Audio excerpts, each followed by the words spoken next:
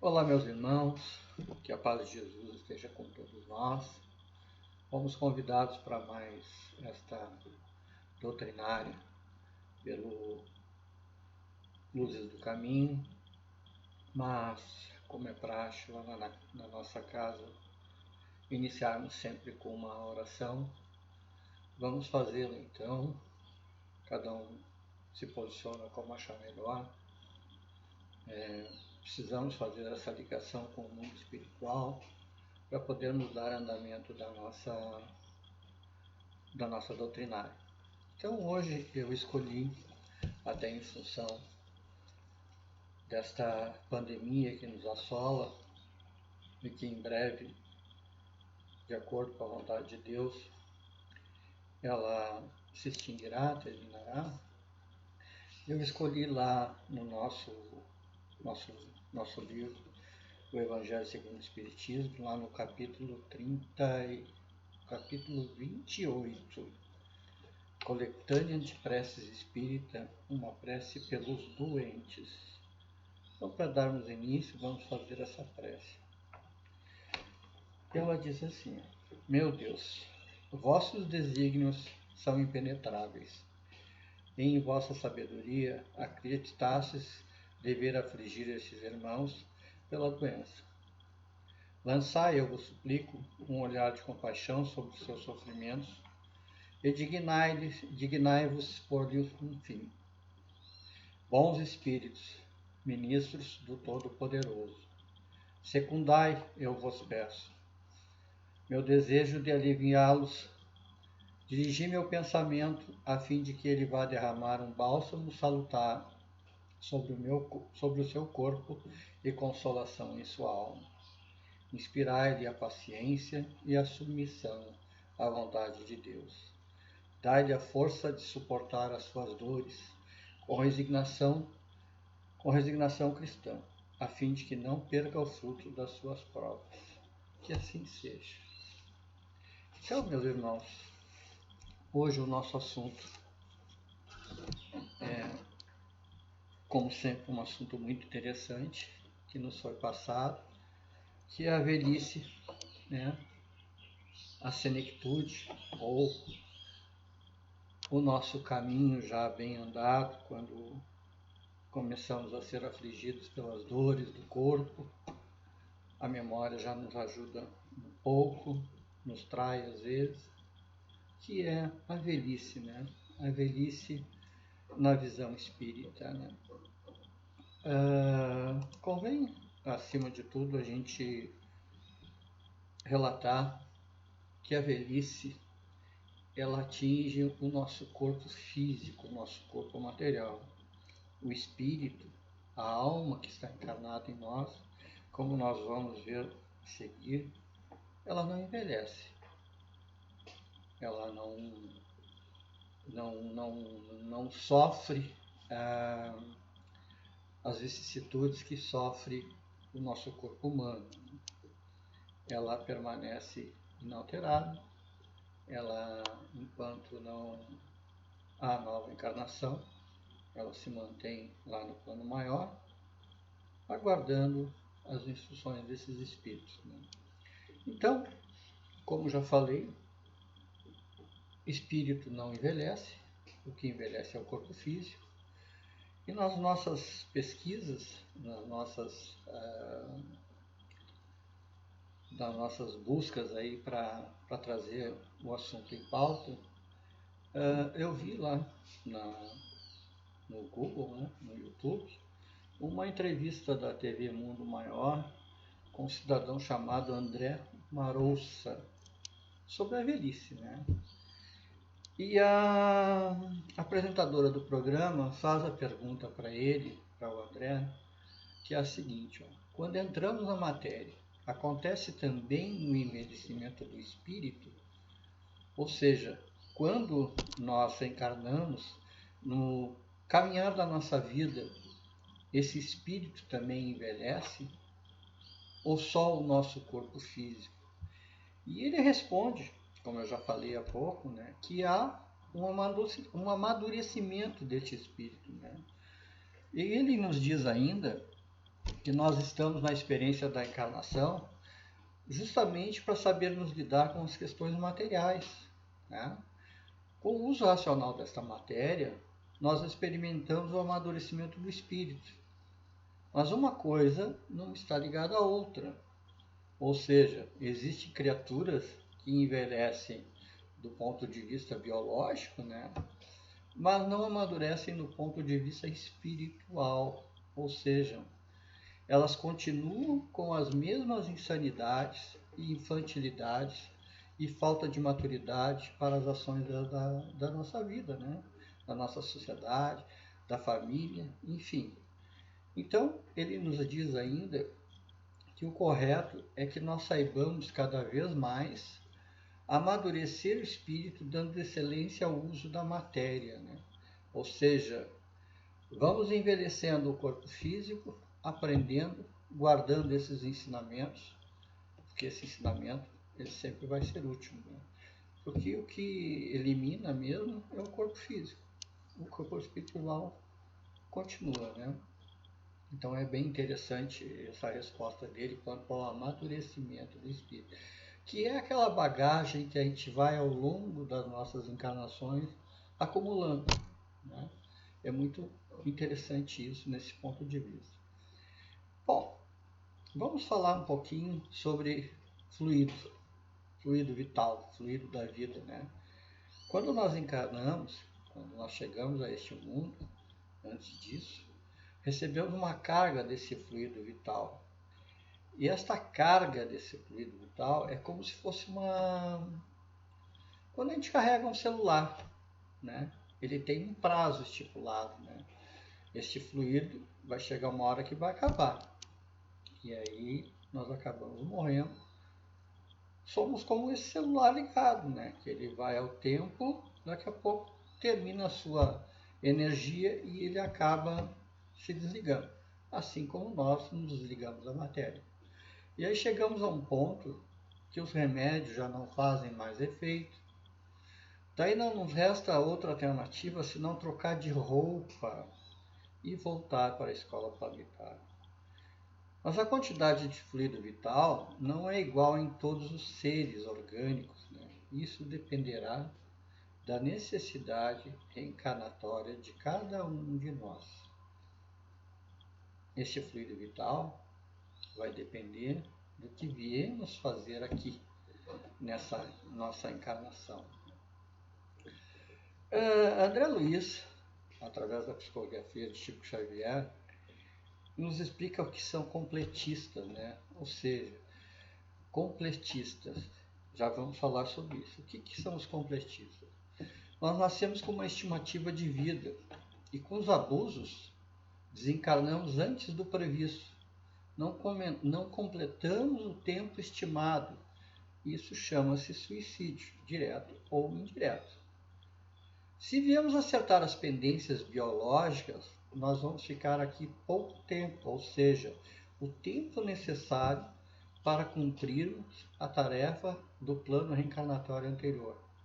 Se nós viemos aqui numa vida anterior para viver 80 anos, começamos lá pelos 50 anos a abusar do nosso corpo físico ou cometemos suicídio, a gente acaba se suicidando, direto ou indireto, como já nos diz André Luiz.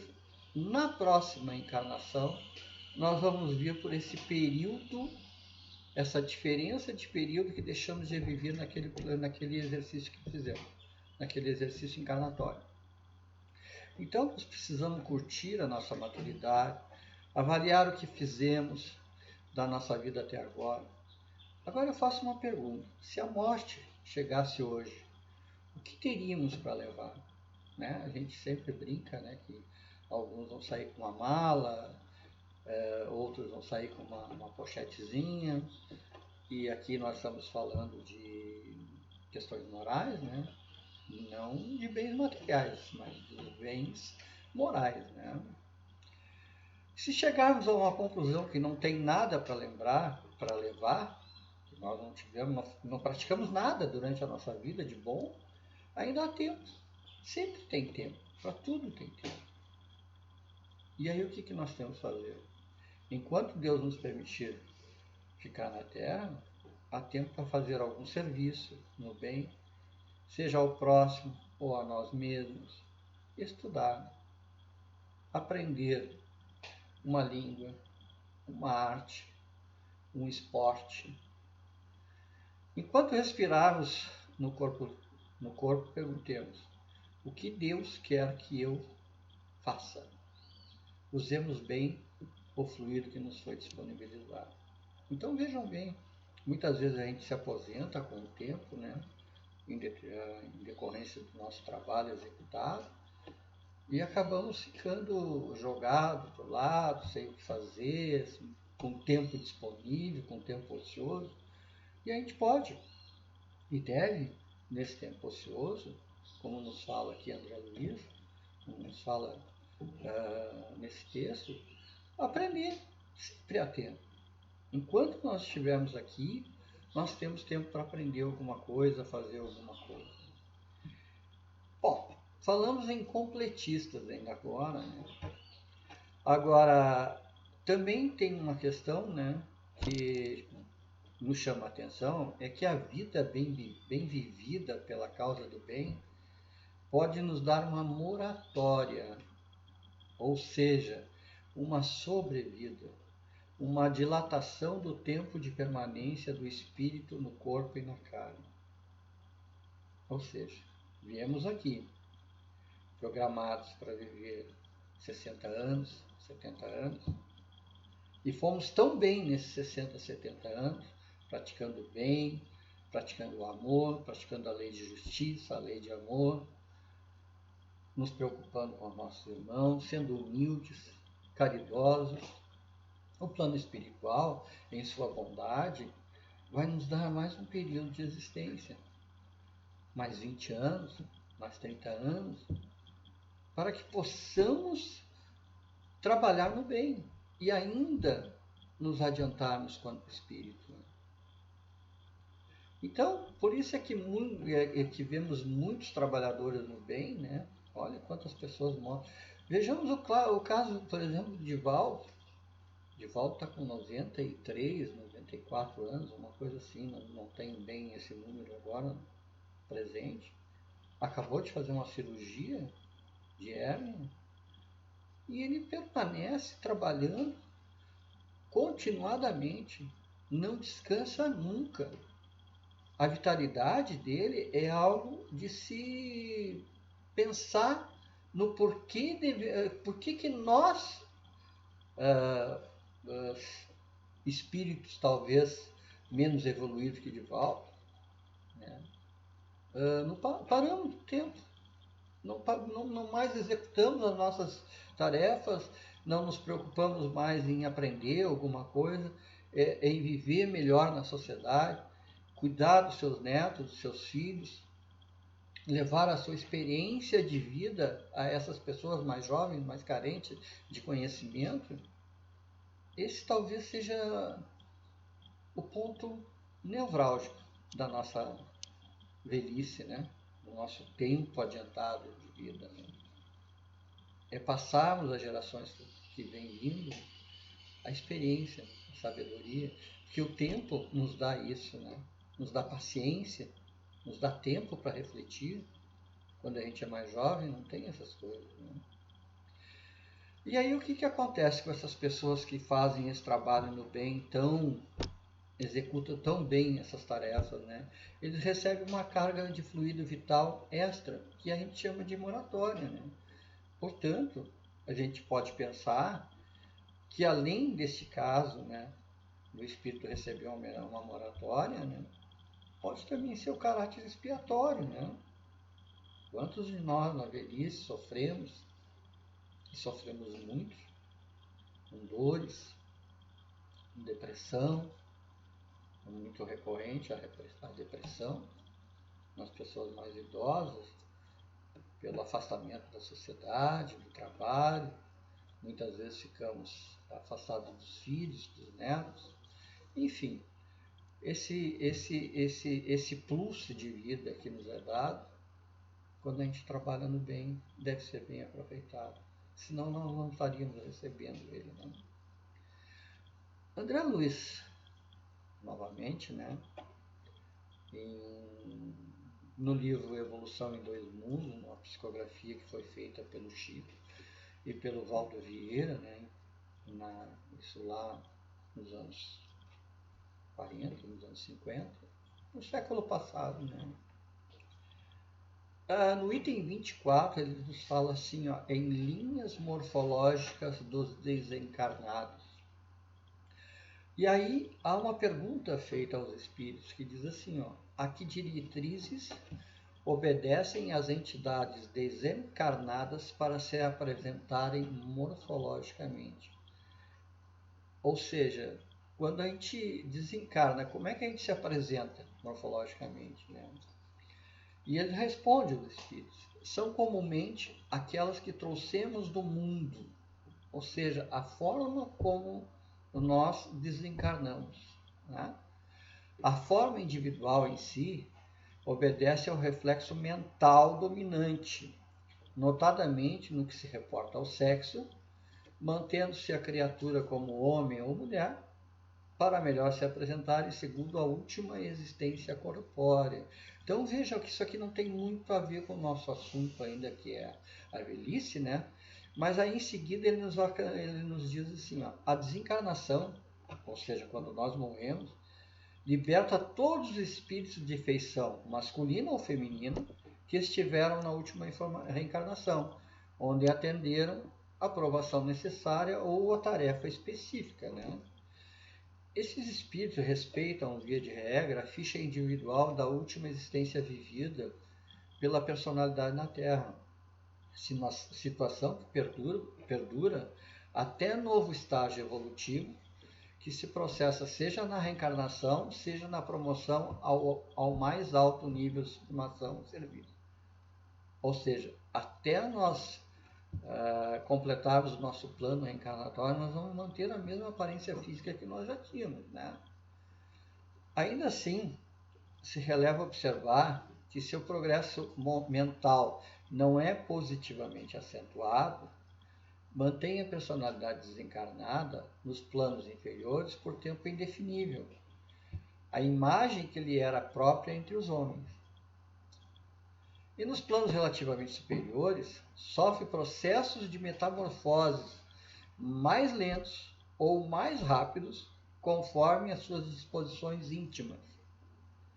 E aí vem o que realmente nos interessa, que André Luiz nos traz nessa psicografia.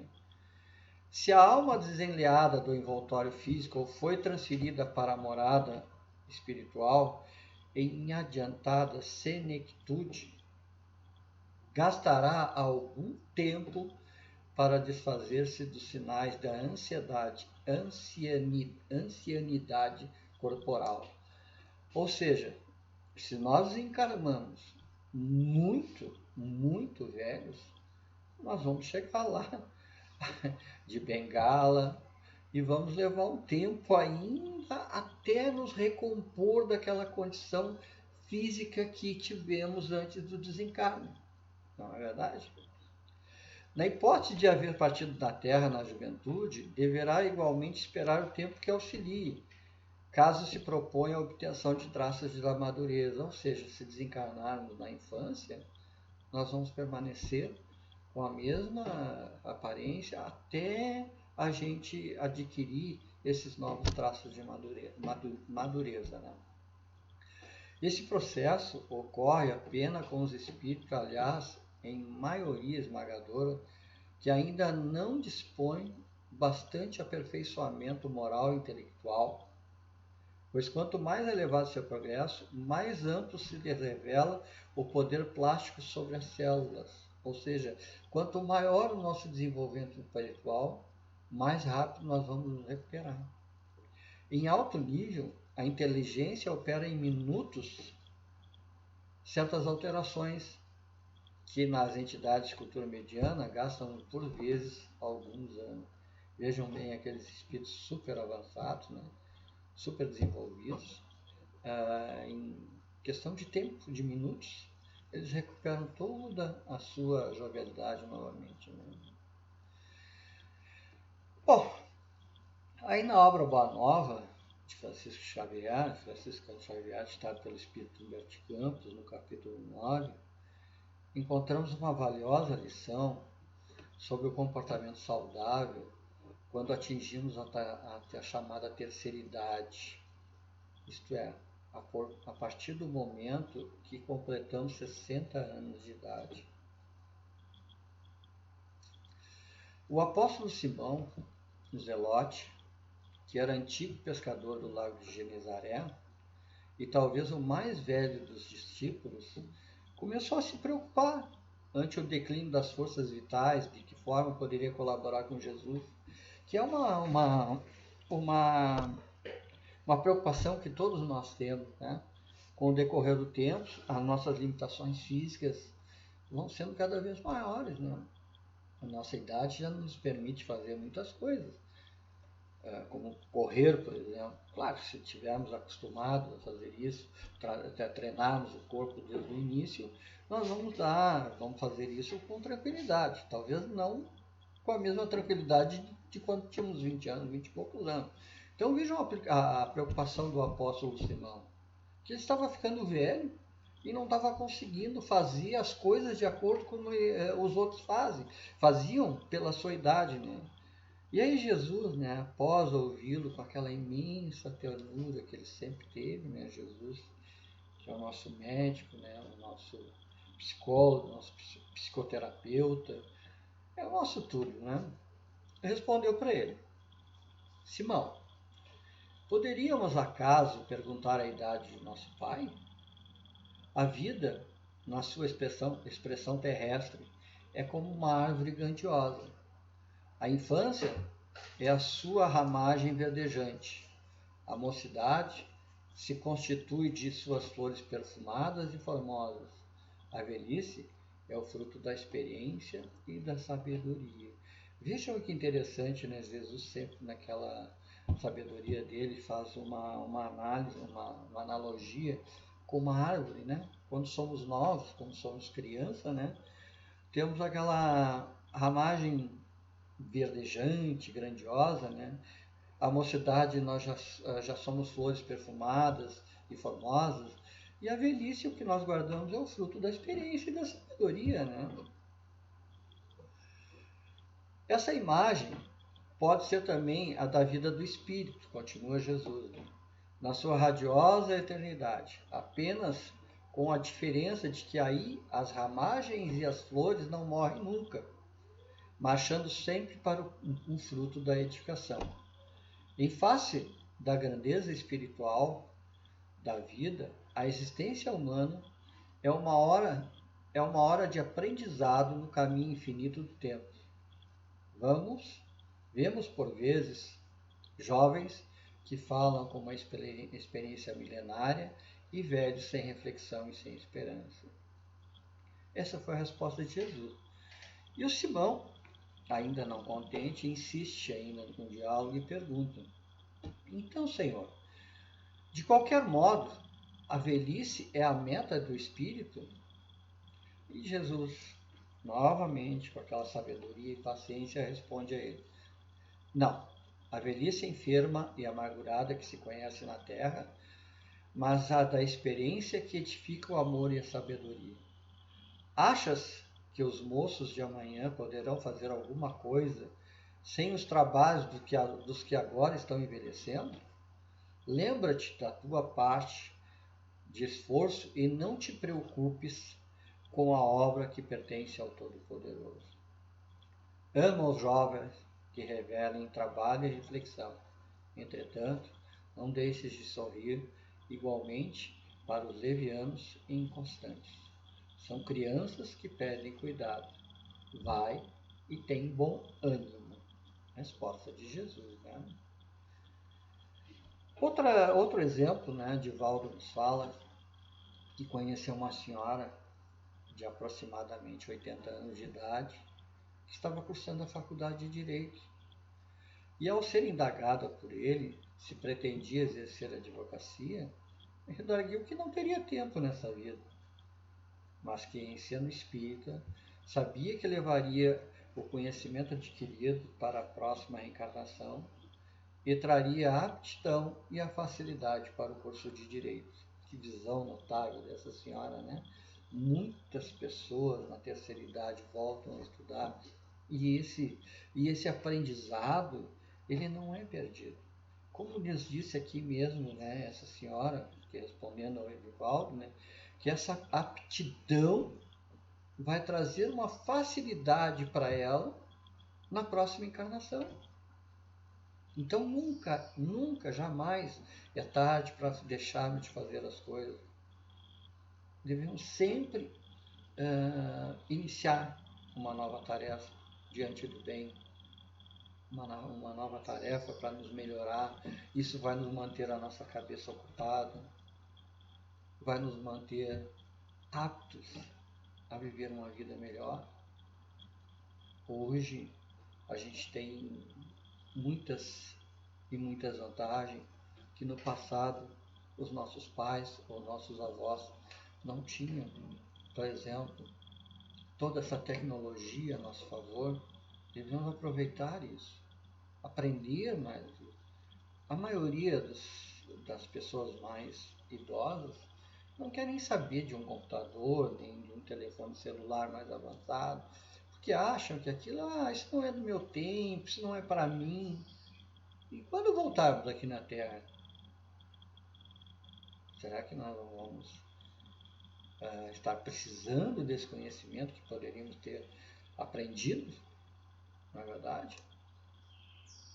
Bom, já estamos nos aproximando, né, final da nossa tarefa, mas eu vou falar mais um aqui, mais um caso, mais um que o benfeitor Emmanuel, ao abordar o tema, né, da velhice, ele me diz na obra O Consolador, né, a psicografia de Chico Xavier, e ele nos diz assim, a existência na Terra é um aprendizado excelente e constante. Não há idades para o serviço de iluminação espiritual, e a velhice não tem direito de alegar cansaço orgânico em face desses estudos de sua necessidade própria. Os homens mais avançados em anos têm, contudo, a seu favor as experiências da vida que facilitam a compreensão e nobilitam o esforço da iluminação de si mesmos, considerando que, se a velhice é a noite, a alma terá no amanhã do futuro a alvorada brilhante de uma vida nova. Então, meus irmãos, a proposição de hoje era isso, a velhice na visão espírita.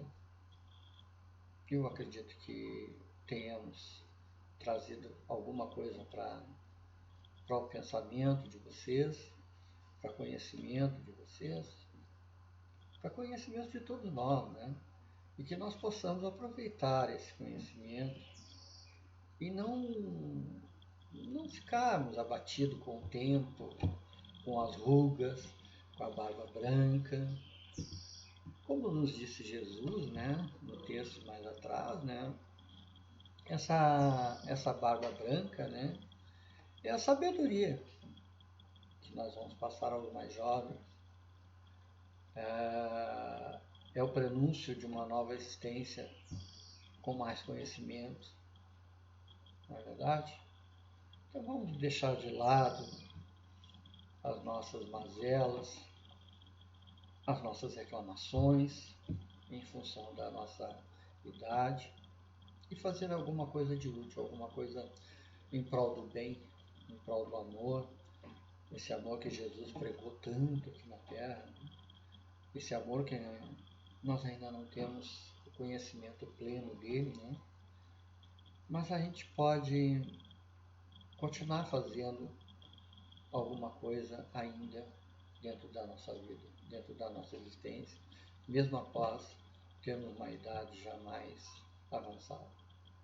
Então convido a todos para a oração de encerramento, levantando o pensamento a Deus, a Jesus, aos nossos benfeitores espirituais, pedir a eles que nos dê muita força, muita esperança, muita paz, que nós consigamos alcançar então a nossa velhice física, com todas as condições necessárias para suportá-la, fazendo dela o nosso caminho, dando aí aos mais jovens essa experiência que temos e acreditamos que assim a Terra cada vez mais caminhará pelo bem.